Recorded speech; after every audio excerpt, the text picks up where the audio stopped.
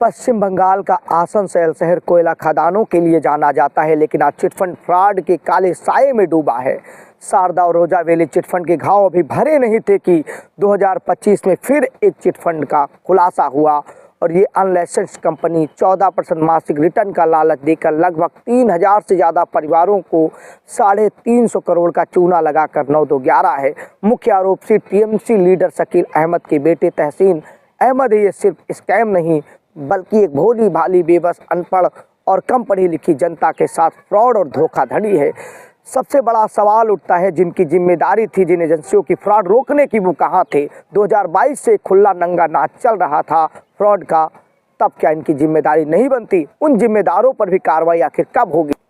ये कहानी शुरू होती है सन 2022 में, जब तहसीन ने कैनवीज ग्रुप और एक अन्य नाम से फर्जी कंपनी खोली बिना आरबीआई और सेबी की मंजूरी के। याद रखिएगा, वादा था आसमान छूने वाले, हर महीने 12 से 18% ब्याज।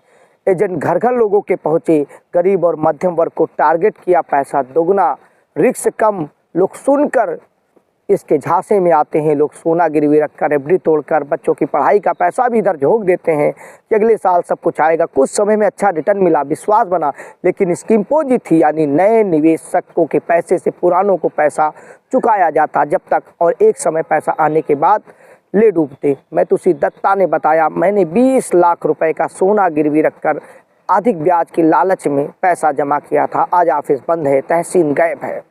ये एक की कहानी नहीं है, ये हर पीड़ित की कहानी और अधिकतर चिटफंड पीड़ितों की ऐसी ही कहानियां होती हैं। अक्टूबर 2025 तक खेल चला। 15 अक्टूबर को तहसीन गायब हुआ तो निवेशक सड़कों पर उतर आए, प्रोटेस्ट हुआ, थानों में हंगामा हुआ। भागने से पहले तहसीन ने सोशल मीडिया पर विश्वास जीतने के लिए 20 अक्टूबर तक पैसा लौटा दूंगा का मैसेज और माफ़ी, लेकिन 20 अक्टूबर आया, किसी को पैसा नहीं मिला। 23 अक्टूबर को बीजेपी नेता सुरेंद्र अधिकारी ने सोशल मीडिया पर बम फोड़ा। तहसीन का वीडियो शेयर हुआ।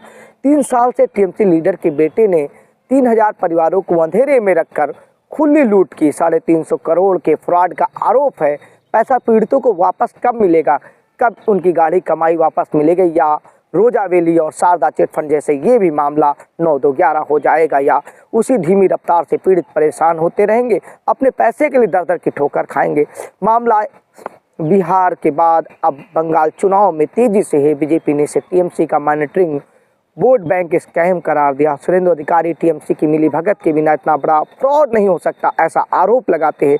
टीएमसी ने किनारा किया है। मॉनिटरिंग प्रेसिडेंट महफूज हसन और उसके बेटे 2023 से अलग है, ऐसा कहा है। पर्सनल बिजनेस था उनका आरोप है। Asansol TMC leader Shivdas party का वास्ता ना होने का हवाला देते हैं और दबाव की भी बात करते हैं। लेकिन याद रखिएगा, इतने बड़े लेवल का फ्रॉड बिना निचले अधिकारियों की मिली भगत के हो नहीं सकता।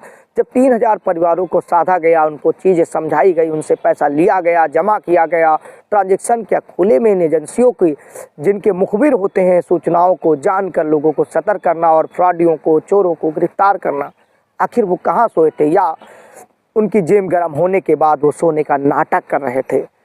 आखिर क्या है? पूरे मामले की जांच होनी चाहिए, इसके दोषियों को सजा होनी चाहिए और पीड़ितों को पैसा मिलना चाहिए। 3000 परिवार की बर्बादी ही नहीं, किन्होंने रिटायरमेंट का पैसा दिया, किसने ज़मीन बेचकर, कोई मजदूरी पाई जोड़कर पैसा जमा किया। पैसा वापसी की उम्मीद लोगों को कम है।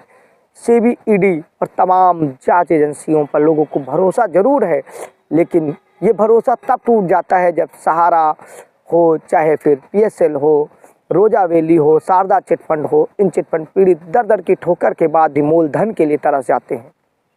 अभी सहारा में 10 लाख तक के निवेशकों का पैसा रिटर्न के लिए मांगा गया है। वही हाल शारदा चिटफंड पीड़ितों का भी, कितनों को कब, कैसे और क्यों पैसा नहीं मिला, तमाम चीज़ें वर्ष 2019 बना सब ढपोसला साबित होता है। सरकारें जीतने के बाद गहरी नींद में चली जाती हैं या फिर नींद में जाने का नाटक करती हैं। पीड़ित दर दर की ठोकर खाता है। चुनाव के वक्त उनके जख्मों पर मरहम लगाने की नौटंकी भी होती है, लेकिन अपना पैसा पाने के लिए लोग दर दर की ठोकर कल भी खा रहे थे, आज भी खाएंगे। अभी देखिएगा क्या होगा। क्यों राजनेता अपने वादों को पूरा नहीं करते? आखिर कब लोगों को अपना पैसा मिलेगा? कब पीड़ितों को राहत और चीज़ें मिलेंगी? कब जिनका फ्रॉड हुआ है उन फ्रॉडियों ने जो भी पैसा जहां लगाया हो उन्हें रिकवर करके जब्त करके पैसा लौटाए जाने की प्रक्रिया शुरू होगी। कब लोगों को राहत मिलेगी? आखिर आपको भी किसी लालच में फंसने की ज़रूरत नहीं है, क्योंकि ऐसे फ्रॉडिया तमाम नाम से सैकड़ों चिटफंड डेली आती और जाती रहती हैं। इसलिए सावधान रहें, सतर्क